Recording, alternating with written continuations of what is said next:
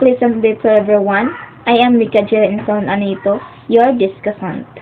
And my topic is all about the rating of learning outcomes under the K-12.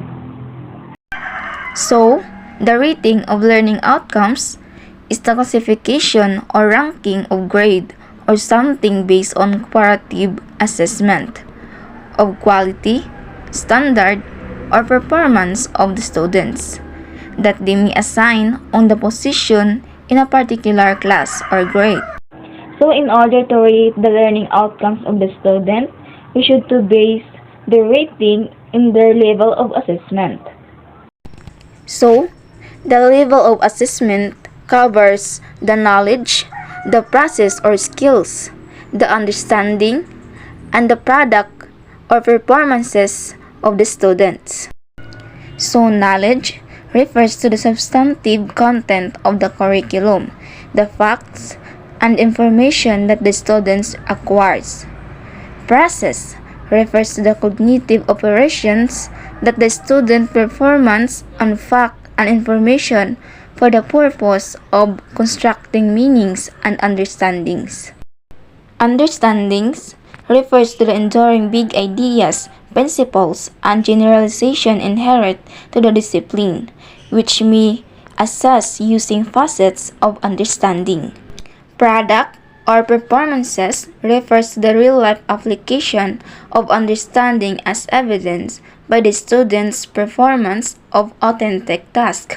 The four levels of assessment shall be rated, in which knowledge equivalent of 15%, product or skills is equivalent of 25%, the understanding is equivalent of 30%, and the product or performances is equivalent of 30%, which total of 100%. At the end of the quarter, the performance of the student shall be described in the report card that based on the following levels of proficiency. Have you observed? In our elementary or high school days, kapag nami-meeting yung mga parents natin, binibigay ng mga guro yung report card natin. At doon makikita yung letter A, letter AP, letter D, letter B, and letter P. Yun yung mga abbreviation ng levels of proficiency, which the letter B stands for beginning, which the letter D stands for developing, and letter AP stands for the approaching proficiency, and letter P stands for the proficient, and letter E stands for advanced. At the stage of beginning, the student at this level struggles with his or her understanding, prerequisite and fundamental knowledge and or skills have not been acquired or developed adequately to aid understanding. At the stage of developing, the student at this level possesses the minimum knowledge and skills and core understandings but needs help throughout the performance of authentic tasks. At the stage of approaching proficiency, the student at this level has developed the fundamental knowledge and skills and core understanding, and with little guidance from the teacher and or with some assistance from peers can transfer this understanding through authentic performance tasks. At the stage of proficient, the student at this level has developed the fundamental knowledge and skills and core understandings and can transfer them independently to the authentic performance task.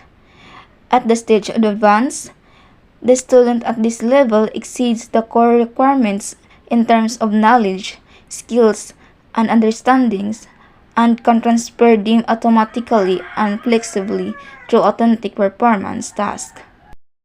So at the level of proficiency at which the student is performing shall be based on the numerical value which is arrived at after summing up the results of the student's performance on the various levels of assessment.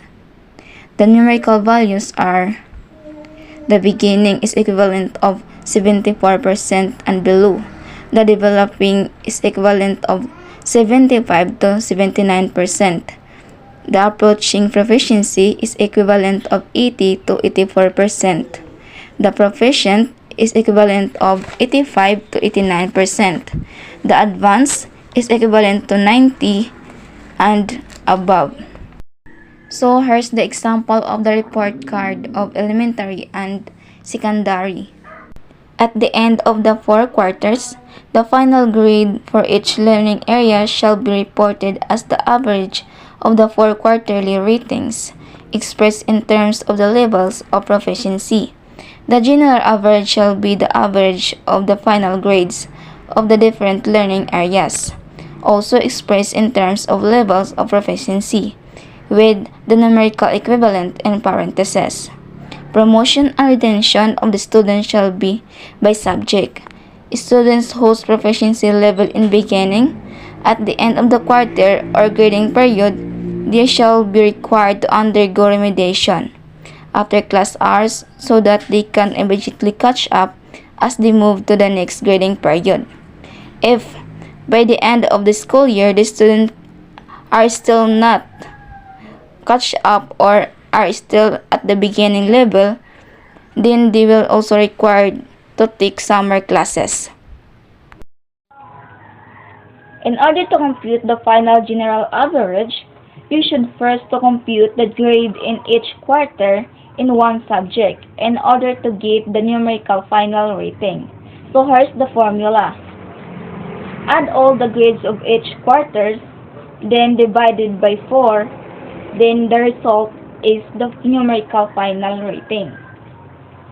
So for example, unahin natin yung at have you seen in the table, unahin natin yung Filipino subject. So 87 plus 89 plus 91 plus 93 divided by 4 equals 90.00. Kaya may letter E, it is because the grade of the student is belong at the level of the advanced level of proficiency. So after that, isunod natin yung ibang subject. Then after to get the numerical final rating, so as you have seen in the table, the all numerical final rating by each subject are already computed. So let's have another computation in order to get the final general average. So here's the formula.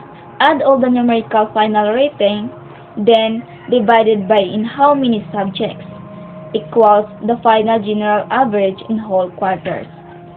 So as you have seen in the table, makikita na may 90.625. So yan yung final general average ng isang estudyante. So as you have seen in the table, the teacher put remarks as promoted or pass, which means the students are qualified to proceed in another level of grade or in another level of class. So in ranking stage, the teachers will collect the all students who are belong in advanced level of proficiency. So kung sino yung may pinakamataas na marka, siya yung tinaguri ang valedictorian or top 1. And yung pangalawa is called salutatorian, and the rest is with honors. And that's all for my report.